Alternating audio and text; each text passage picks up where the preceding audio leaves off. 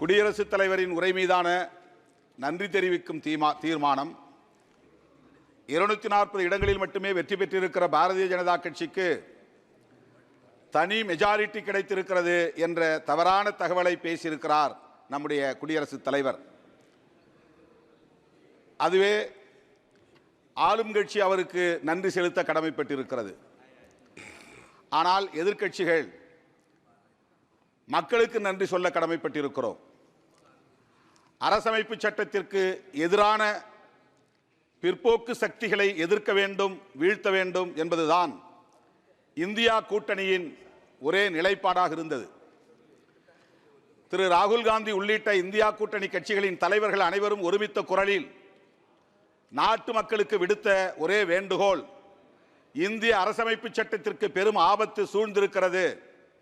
பாரதிய ஜனதாவின் தலைமையிலான கூட்டணி கட்சிகள் ஜனநாயகத்தை அழிக்க துடிக்கிறார்கள், அரசமைப்பு சட்டத்தை சிதைக்க துடிக்கிறார்கள். நீங்கள் எங்களை ஆட்சி அமர்த்த வேண்டும் என்பதை விட இந்த அரசமைப்பு சட்டத்தை பாதுகாக்க முன்வாருங்கள் என்றுதான் வேண்டுகோள் விடுத்தோம். இந்தியா கூட்டணி தலைவர்கள் விடுத்த வேண்டுகோளை ஏற்று இந்திய வாக்காளர் பொதுமக்கள் 234 தொகுதிகளில் வெற்றியை தந்து ஒரு வலுவான எதிர்க்கட்சி அணியாக இன்றைக்கு இந்த அவையிலே அமர வைத்திருக்கிறார்கள். இது ஆளும் கட்சிக்கு மக்கள் தந்திருக்கிற படிப்பினை, பாடம் புகட்டி இருக்கிறார்கள்.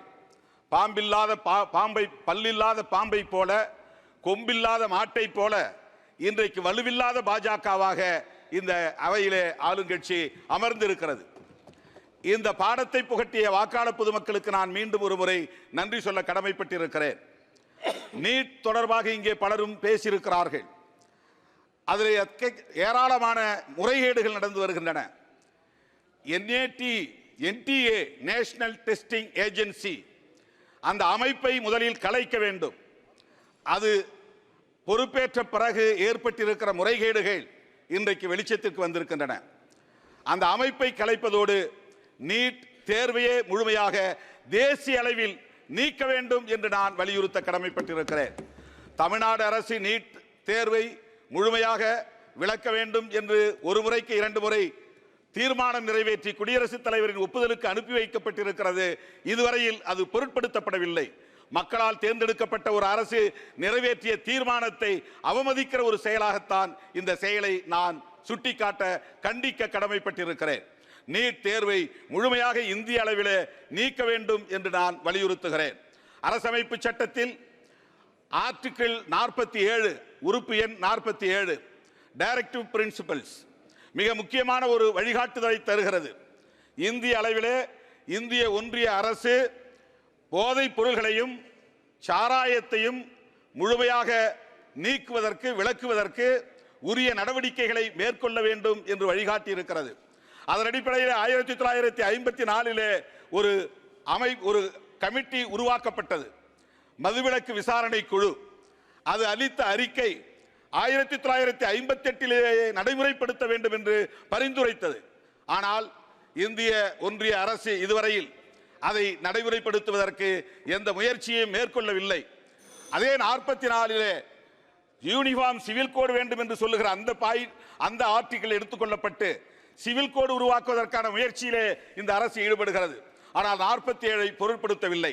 நான் இந்திய அளவிலே இன்றைக்கு இளம் தலைமுறை பாழாகி வருவதை எண்ணி வேதனைப்படுகிறேன். இந்த அரசுக்கு அந்த வேதனை இருக்கிறதா என்பதை நான் கேள்வி எழுப்ப விரும்புகிறேன். இளம் தலைமுறையினர், ஹியூமன் ரிசோர்ஸ், மனித வளம் கடுமையாக பாதிக்கப்படுகிறது. போதைப் பொருள்கள் இந்தியா முழுவதும் இங்கும் அங்கும் என்று அங்கொன்றும் இங்கொன்றுமாக இல்லை. ஒரு குறிப்பிட்ட மாநிலங்களில் மட்டும் இல்லை, இந்தியா மாநிலங்கள் அனைத்திலும் போதைப் பொருள்கள் மிக தாராளமாக புழக்கத்தில் இருக்கின்றன. கள்ளச்சாராயம் காய்ச்சப்படுகிறது. 4 மாநிலங்களை தவிர எல்லா மாநிலங்களிலும் அரசு மதுபானங்களை விற்பனை செய்கிறது. இது நாட்டுக்கு செய்கிற மிகப்பெரிய துரோகம், இளம் தலைமுறைக்கு செய்கிற துரோகம், மனித வளத்தை சிதைக்கிற ஒரு நடவடிக்கை. எனவே தேசிய மதுவிலக்கு கொள்கையை ஒரு கொள்கையாக இந்த அரசு கொண்டு வர வேண்டும். இந்தியா முழுவதும் மதுவிலக்கை நடைமுறைப்படுத்த வேண்டும், போதை புழக்கத்தை தடுக்க வேண்டும் என்று வேண்டுகோள் விடுத்து இந்த வாய்ப்புக்கு நன்றி கூறி அமர்கிறேன். நன்றி, வணக்கம். Thank you. Dr. B. Shabri, please.